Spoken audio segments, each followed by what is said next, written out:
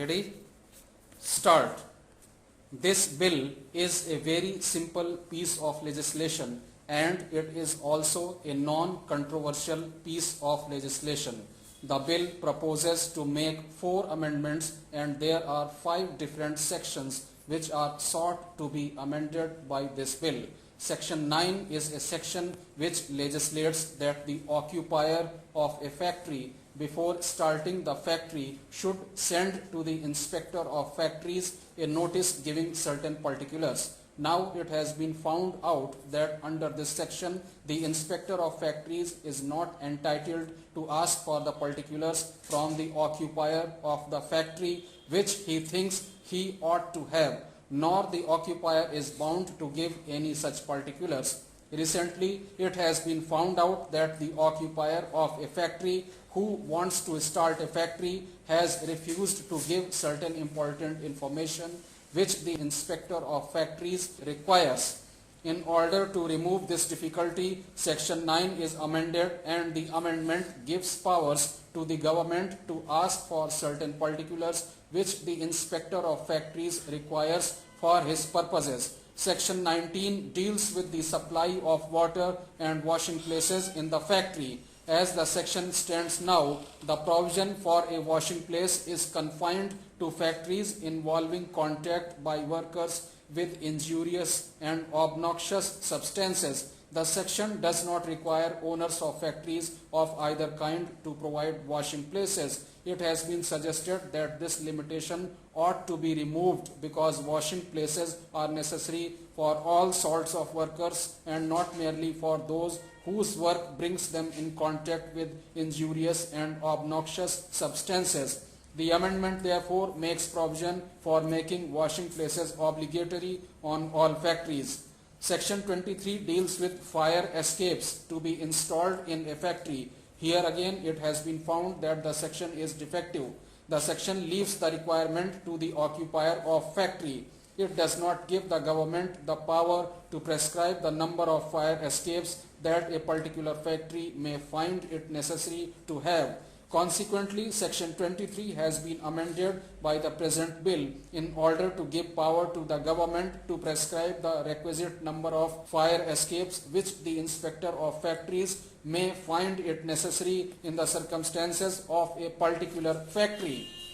Section 45 and 54 deal with 2 matters. They deal with hours of work which a child and a woman is required to work in a factory. They also deal with what are called the limits of the spread over. The present amendment does not in any way alter the provisions with regard to the number of hours which a child or a woman is required to work in a factory, nor does it in any way affect the 13-hour spread which has been prescribed by these provisions. All that the present amendment does is to alter the limit of the spread over by changing 7:30 p.m. to 8:30 p.m. This change has become necessary on account of 2 reasons. Firstly, it is due to the change in the standard time, and secondly, it is due to the necessity for saving light.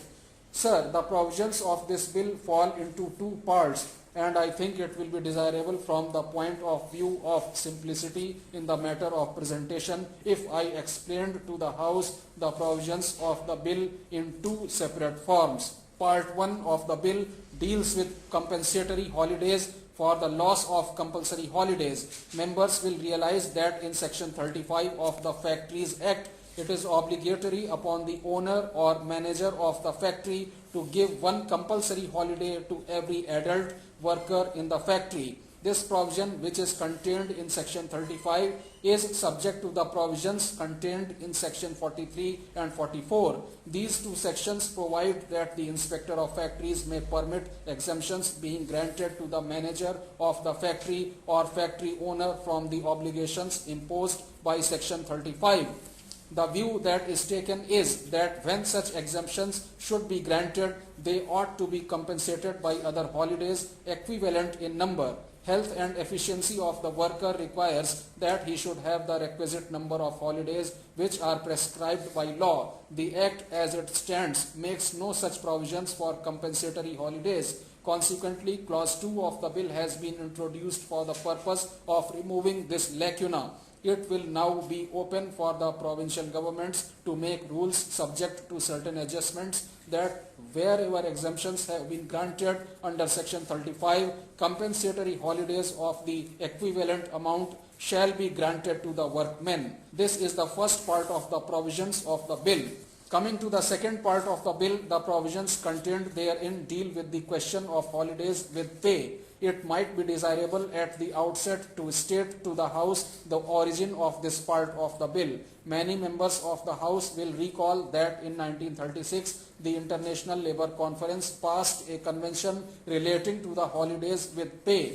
The Government of India, which was represented at that International Labour Conference, was not prepared to accept the convention and to ratify it. A government resolution was moved in the Assembly in 1937 proposing the non-acceptance of the convention. The resolution was carried, but while the government did not find itself in a position to ratify the convention, the member in charge of the resolution said that the government would explore and examine the possibilities of giving effect to the convention.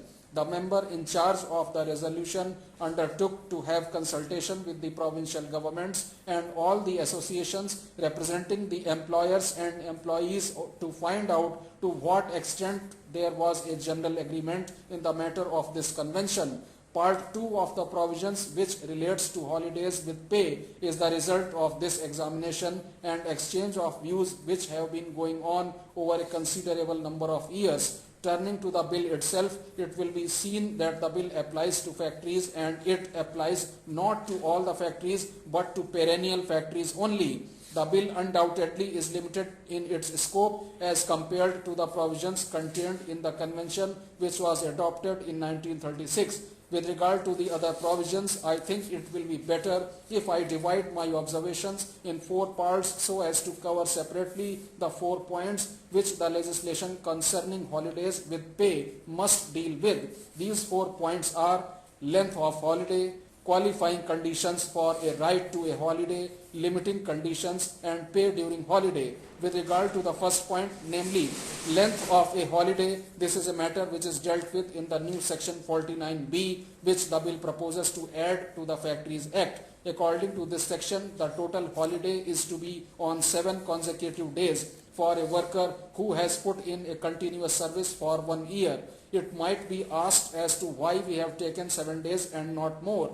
The reply to that is that in fixing this period of 7 days, we have followed the provisions contained in the Geneva Convention of 1936, which laid down 6 days as the limit of the holiday. To that, we have added a 7th day, which is a compulsory weekly rest granted to a worker under Section 35 of the Factories Act.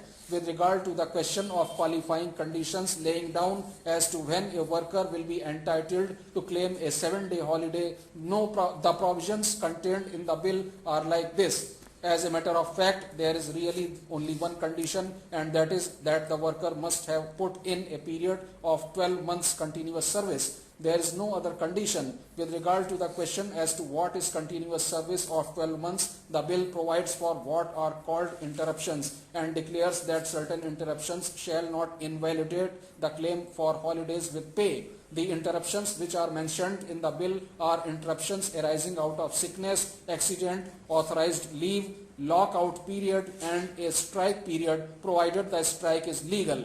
There is also another provision in the bill which relates to the same subject, and that is the question of involuntary unemployment caused by the desire of the factory owner to close the factory. We have limited that to a period of 30 days. If the involuntary unemployment caused by the factory manager does not extend beyond 30 days, then that would not invalidate the claim of the worker for his right to holidays with pay. It might be necessary perhaps to mention why we have prescribed only 30 days. The explanation is this. Holidays with pay must take into account the ability of the manager or the factory owner to pay. The view that is taken in the bill is that if the manager or the factory owner is obliged to close his factory for more than 30 days, then I think it is legitimate to presume that he has really not been prospering as well as he ought to, and that he is therefore not in a position to pay the cost for holidays with pay.